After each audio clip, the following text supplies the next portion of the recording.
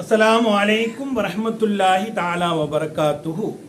கண்ணியத்திற்குரிய இஸ்லாமிய சொந்தங்களே, அல்லாஹ் ரப்பல் ஆலமீன் ஷரியத்திலே நான்காவதாக நபிகள் நாயகம் ஸல்லல்லாஹு அலைஹி வஸல்லம் கூறுகின்றார்கள், ஜகாத்.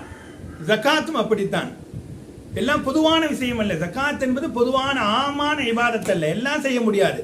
அல்லாஹ் செல்வந்தர்களுக்கு மாத்திரம் அந்த ஜகாத்தை கடமையாக்கி இருக்கிறார்.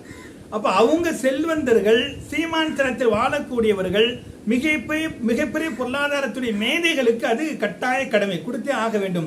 கொடுக்கவில்லை என்று சொன்னால் அல்லாஹ்விடத்தில் கட்டாயமாக மறுமையில பதில் சொல்லி ஆக வேண்டும். ஆனால் அது எல்லாத்துக்கும் பொதுவானதா? ஏழ்மையான மக்களுக்கு அது கடமை இல்லை. ஏழ்மையான மக்களுக்கு மார்க்கம் சதக்காவை சொல்கிறது. ஜகாத் என்பது அதுக்கு சில விதிவிலக்கை மார்க்கம் தருகிறது. அதுக்கு உட்பட்டவர்கள் கட்டாயமாக ஜகாத் கொடுத்தாக வேண்டும்.